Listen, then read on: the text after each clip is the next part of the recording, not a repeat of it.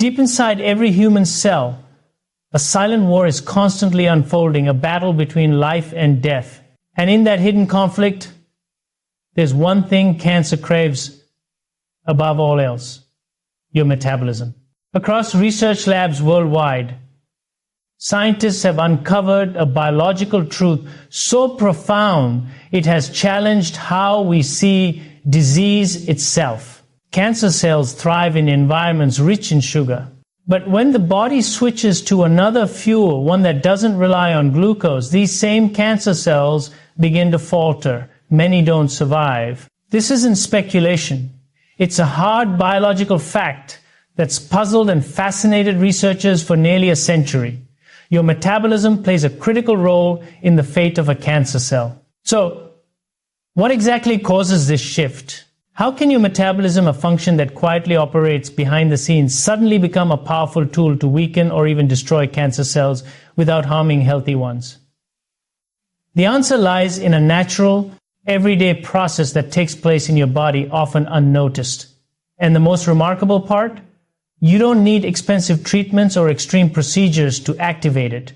Your body already knows how. It just needs the right signal. In this video, we'll explore how your body's metabolic state can create an internal environment that's either friendly or hostile to cancer cells. You'll see how cancer depends almost entirely on sugar for fuel, and how simply cutting off that supply can change the game. You'll also learn how switching to fat-based energy helps healthy cells become stronger while making the environment toxic to cancer. We'll go deep into a discovery called the Warburg effect, named after Otto Warburg, a Nobel Prize-winning scientist who found that cancer cells behave in strange, inefficient ways. Unlike normal cells that use oxygen to produce energy, cancer cells often ferment sugar even when oxygen is plentiful. It's as if they've forgotten how to breathe. This outdated energy method doesn't produce much fuel, but it helps them multiply at alarming speed. However, this weakness is also their downfall, because when sugar becomes scarce, cancer cells start to collapse. You'll also discover how small, realistic lifestyle shifts, like reducing sugar, eating at certain times, and improving how your cells burn energy, can support your body's natural defenses. And we'll dive into the groundbreaking work of scientists like Otto Warburg and Dr. Thomas Seyfried, who helped uncover just how much cancer depends on energy dysfunction to grow. Their findings suggest that cancer isn't only a genetic issue, it's also a metabolic one. This isn't about fear.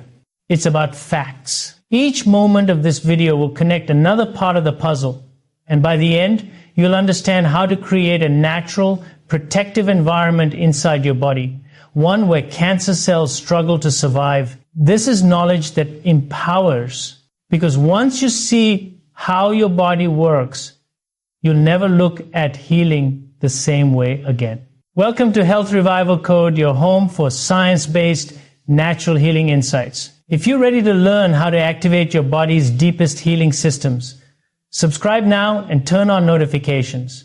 We're just getting started. Let's begin with the truth. Cancer cells aren't strangers. They're your own cells that stopped following the rules. Healthy cells have order. They grow, rest, and die on schedule. But cancer cells, they go rogue. They grow uncontrollably, forming tumors, invading tissues, refusing to rest. And to keep growing, they demand constant energy, more than any normal cell needs. To fuel their relentless expansion, cancer cells feed almost exclusively on sugar glucose. While normal cells are adaptable and can shift between fuel sources like fats, ketones, and glucose, cancer cells are picky. The moment sugar hits your bloodstream, these damaged cells rush to absorb it. It's their lifeline, the one fuel that keeps them alive and multiplying. High blood sugar is like oxygen to a fire. Cancer feeds on it, grows with it, and hides behind it. But here's where it gets even more unusual. Even when plenty of oxygen is available, a resource most cells use to produce energy efficiently, cancer cells don't care. Instead of using oxygen to power their growth the clean way, they revert to a primitive form of energy production, fermentation. This process doesn't require oxygen and is incredibly wasteful, producing less energy and more toxic byproducts like lactic acid. Still, cancer cells cling to it. This bizarre behavior is known as the Warburg effect, named after Otto Warburg, the scientist who first observed it nearly 100 years ago. Warburg realized that cancer cells act like they're suffocating, even when surrounded by oxygen. They ignore the body's normal, efficient systems and instead rely on sugar fermentation, a red flag that something has gone deeply wrong. But what Warburg also realized is that this dependence is a weakness, because when glucose becomes scarce, when the body's metabolism shifts, cancer cells can't adapt. They suffer. Healthy cells are different. They are metabolically flexible. When sugar is low, they simply switch to burning fat or using ketones. They slow down, repair themselves, and carry on. But cancer cells, they panic. Their structure, their damaged mitochondria can't handle the shift. They start to break down. And that's where the body begins to gain the upper hand. By changing your metabolism, by choosing fuel that cancer cells can't use, you change the internal battlefield. You're not just taking away cancer's food, you're changing the environment it needs to live. This idea that metabolism might be just as important as treating the tumor directly has become one of the most exciting frontiers in cancer research. When you restrict sugar and allow your body to enter a fat-burning state, often triggered by fasting or a low-carbohydrate diet, you send a powerful message to your cells. That message tells your healthy cells to shift gears, conserve energy, and activate repair. But to cancer cells, the same message is deadly. Without sugar, they lose their footing. And unlike your healthy cells, they don't know how to survive without it. This is where a process called metabolic switching comes in. It's the body's natural ability to move from burning sugar to burning fat for fuel. This happens during fasting, during exercise, and whenever glucose levels drop and the liver begins making ketones from fat. These ketones are clean, powerful energy sources that most of your body thrives on. But for cancer cells, they might as well be poison. Because of their rigid, damaged structure, cancer cells can't process ketones effectively. As a result, they undergo oxidative stress, their DNA becomes unstable, and their survival mechanisms begin to fail. Researchers like Dr. Thomas Seyfried have shown how fasting-like metabolic environments can push tumors to the brink. Not through drugs, not through radiation, but by simply shifting what the body uses for fuel. This internal shift creates a hostile environment for cancer, a place where normal cells repair, but cancer cells self-destruct. The process is called apoptosis, a natural form of cellular death. And what's remarkable is that cancer cells initiated themselves when they can no longer cope. This isn't some brutal external attack. It's an internal unraveling. When the body begins using ketones instead of glucose and insulin levels drop, something extraordinary happens. Inflammation decreases, cellular stress lightens, and your body begins a kind of biological spring cleaning. Scientists call this process autophagy, where the body breaks down old, damaged cell parts and recycles them into new components. It's the body's own repair mode, activated naturally when you stop feeding it constantly. This shift doesn't harm healthy cells.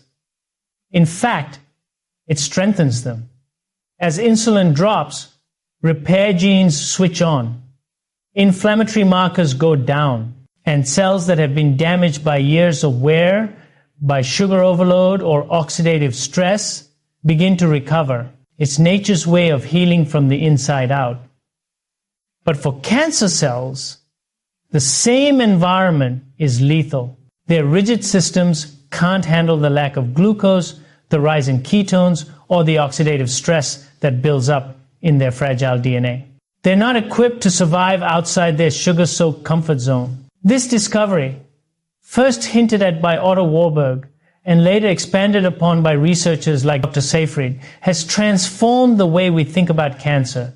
it's not just a disease of bad genes. It's a disease of broken metabolism.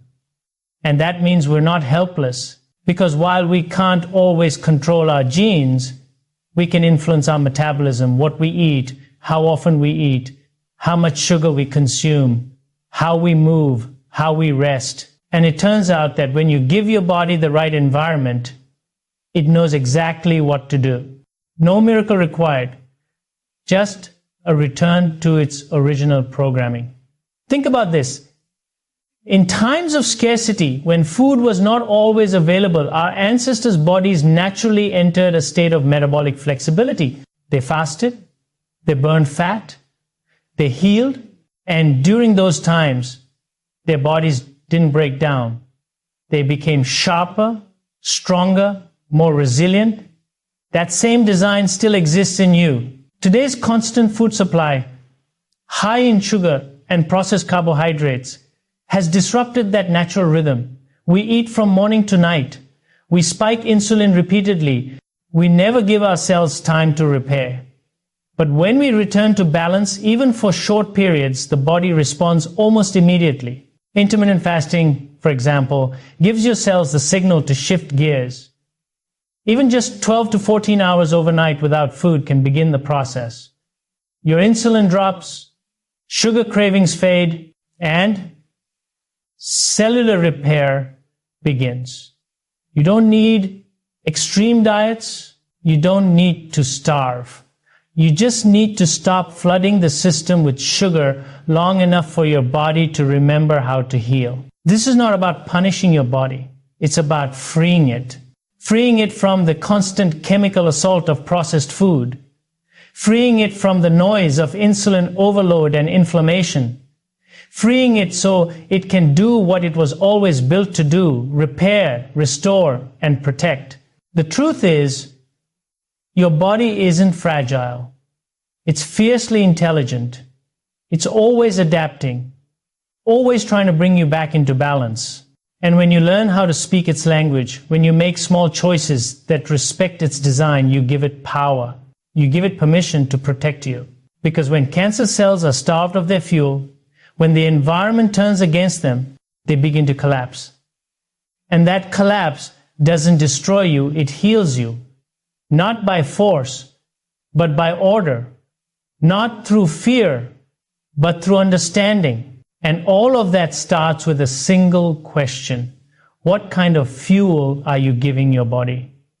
Because that fuel, the food you eat, the sugar you avoid, the timing of your meals, it all sends a message. And that message travels to every cell in your body. It tells your biology whether to store or burn, to repair or decay, to survive or collapse. Every bite, every fast, every rest period becomes a decision that shapes the internal landscape where disease either thrives or disappears. That's the beauty of metabolic change. It doesn't require loud interventions or synthetic tools. It asks for rhythm, consistency, simplicity, and the results are profound. For example, when you avoid constant snacking and extend the time between your meals even modestly, you allow insulin to fall, which turns off fat storage and turns on repair. When that happens, inflammation, which silently erodes your tissues and opens the door to chronic illness, begins to fade. And then something even more powerful kicks in: autophagy, the body's way of recycling what's broken. This isn't some niche idea.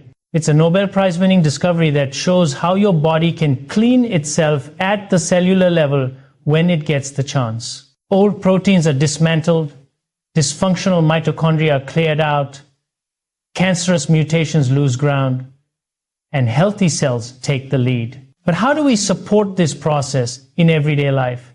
It's not just about cutting sugar. It's about building a pattern.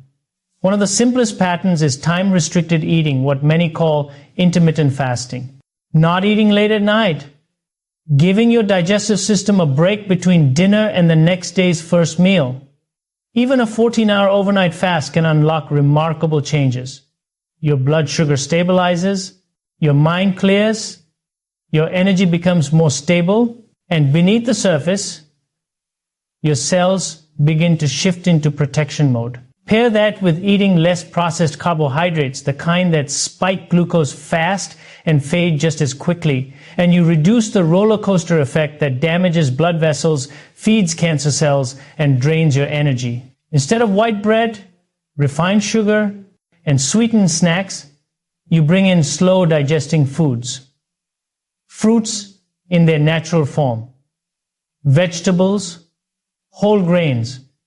These don't flood your system, they nourish it. And when you add in healthy fats, those found in avocados, olive oil, nuts, seeds, and fatty fish, you begin to reshape the body's fuel system.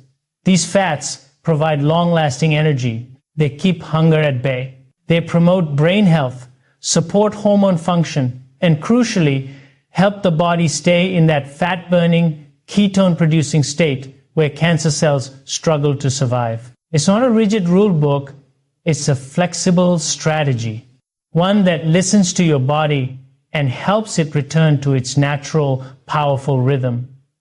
A rhythm that human beings evolved with. A rhythm that promotes resilience instead of weakness.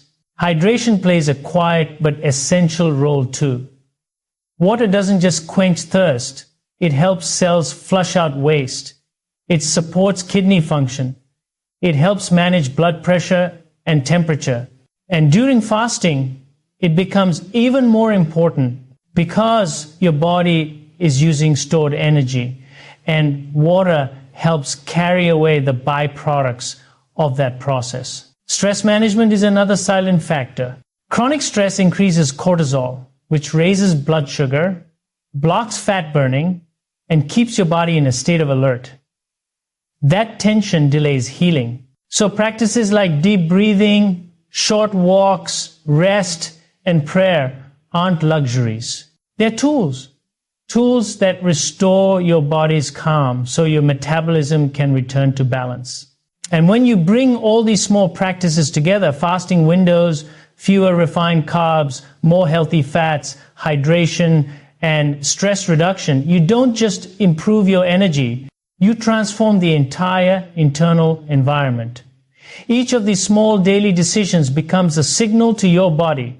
Conserve, clean, heal, and your body listens. It doesn't resist this message, it embraces it. Because deep within your biology, the code for healing is already written. It's not waiting for a drug or an external force. It's waiting for the right environment.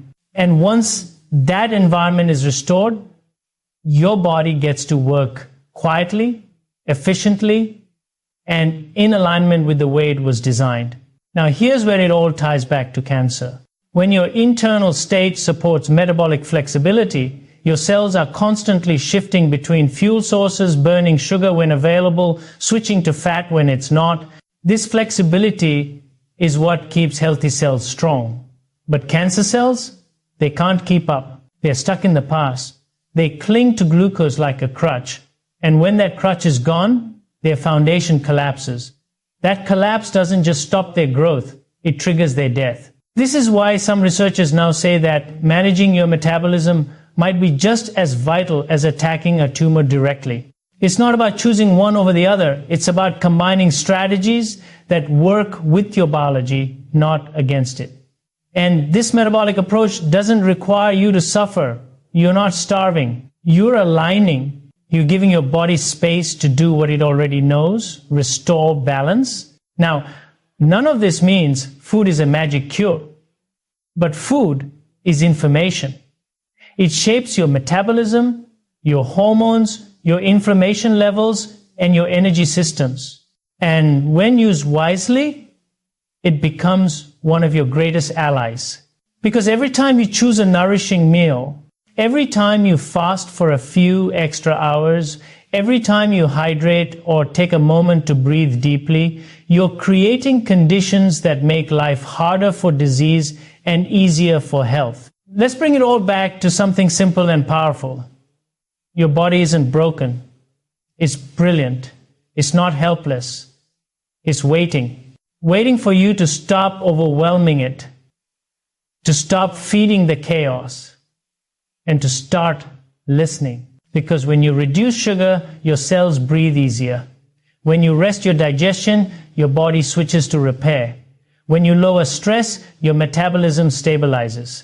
This is an alternative science. This is mainstream biology. Only now people are beginning to realize how much power it holds.